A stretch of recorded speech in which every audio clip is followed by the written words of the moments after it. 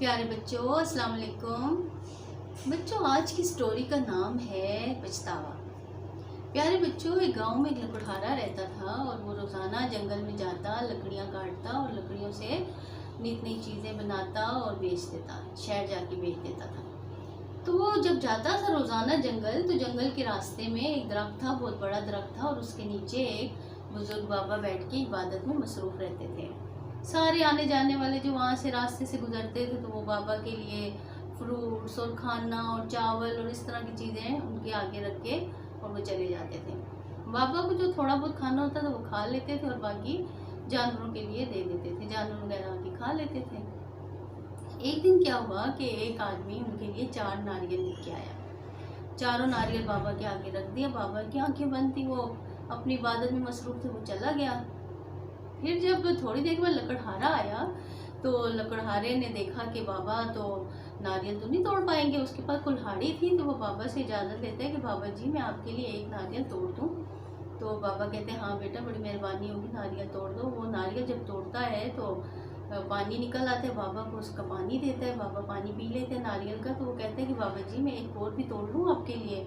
तो बाबा जी उसको कहते हैं कि नहीं बेटा, आप और नारियल मत तोड़ो, और मैं ये नारियल आपको तीनों तोहफे में देना चाहता हूँ। ये आप ले जाओ अपने घर, और इनमें से जिसको भी आप तोड़ोगे, जब भी तोड़ोगे, तो अपने दिल में जो भी विश करोगे, ख्वाहिश करोगे, तो वो उसी वक्त पूरी हो जाएगी, आस्ते आस्ते कुछ दिनों में पूरी हो जाएगी। और बाबा जी उसको इसलिए देते हैं कि उनको पता होता है कि लकड़हारा एक रहमदिल इंसान है और वो खैरात करता है। लकड़हारा बच्चों क्या करता था कि रोज़ाना जो भी कमाई होती थी ना, उसका एक हिस्सा, उसके 3 हिस्से करता था। एक हिस्सा वो रखता था अपने खाने पीने के लिए, बीवी बच्चों के लिए, और एक हिस्सा, दूसरा हिस्सा वो करता था कुर्बान खैरात के लिए करता था, रख देता था, और जो तीसरा हिस्सा होता था वो जमा कर लेता था किसी बुरे वक्त के लिए। तो बच्चों इसीलिए उसको बाबा वो नारियल दे देते हैं। वो नारियल लेके घर आके रख देता है। किसी दिन उसका काम बिल्कुल नहीं होता, तो पैसे नहीं होते, तो वो कहते हैं चलो आज नारियल ही तोड़ लेते हैं और हम खा लेते हैं और उसका पानी पी लेते हैं। वो जैसे नारियल तोड़ने लगते हैं तो उसे याद आता है कि बाबा ने कहा था कि कोई विश कर लो। तो वो विश करता है दिल में कि या अल्लाह, मैं ये नारियल तोड़ रहा हूँ, तो मुझे आप इतना पैसा दो, मेरे कारोबार में इतनी बरकत दो कि मैं ज़्यादा से ज़्यादा सदका और खैरात कर सकूँ। तो वो तोड़ लेता है, वो खा पी के तो लेट जाते हैं, बाकी 2 नारियल वो रख लेता है अपने पास। ये तो वो विश कर लेता है बच्चों। अब थोड़े दिन गुजरते हैं, तो आहिस्ता आहिस्ता दिन गुजरते जाते हैं, तो उसका काम चलता रहता है। उसकी लकड़ियाँ बिक जाती हैं, या वो जो सामान बनाता है वो अच्छे दामों बिकता है, तो होते होते वो काफ़ी अमीर हो जाता है। तो उसका जो पड़ोसी होता है ना, वो देखता है कि ये तो लकड़ियों का काम करते हैं और इसका घर हो गया और इसके पास तो इतना पैसा कहाँ से आ गया। तो वो जाता है एक दिन उसके पास और उससे पूछता है कि भाईजान, आप ये इतना पैसा कहाँ से लाए हो, कोई लॉटरी निकल आई है या आपके हाथ में कोई खजाना लग गया है, तो इतना कैसे आप दौलतमंद हुए हो। वो बेचारा भोला सा होता है और उसको तो इतनी समझ नहीं आती। वो कहता है कि वो साफ साफ बता देता है कि ये दरख्त वाले बाबा की वजह से है, उन्होंने मुझे नारियल दिया था और इस तरह मैंने ख्वाहिश की थी।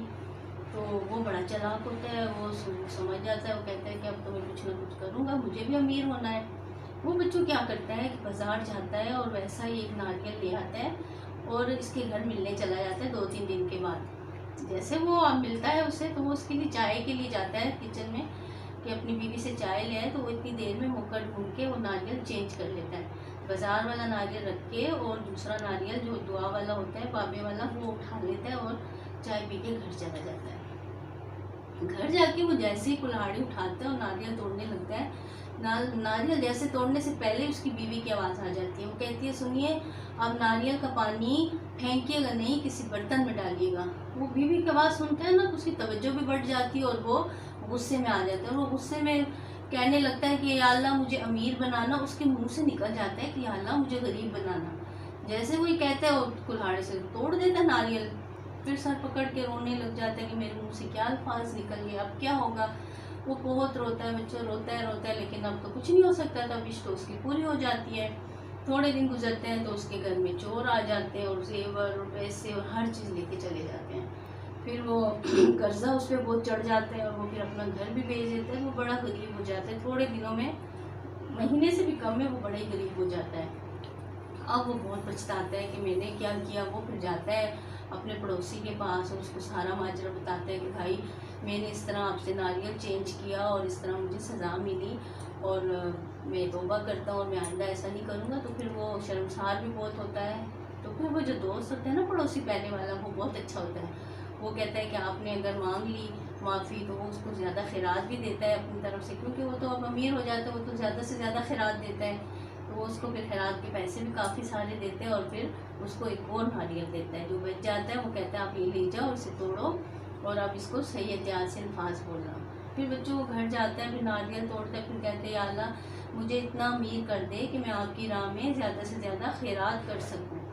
तो बच्चों फिर आहिस्ता आहिस्ता उसका भी काम चलने लग जाता है और वो भी अमीर दोबारा से हो जाता है और फिर वो भी अल्लाह की राह में बहुत सारे पैसे लोगों को देता है और गरीबों की मदद करता है।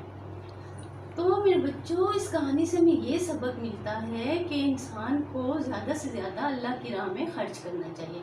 हमें भी चाहिए कि हम अपने ज़रूरतमंदों का ख्याल करें। अगर हमारे पड़ोस में है सब कोई कि जो भूखा है या जिसके पास कुछ भी नहीं है और हमारी हैसियत है, तो हम उसकी मदद करें और किसी मुस्तहिक को दें ताकि अल्लाह हमसे खुश हो और हमें सवाब भी मिले।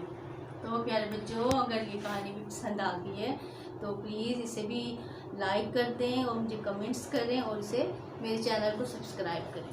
Thank you. अल्लाह हाफ़िज़।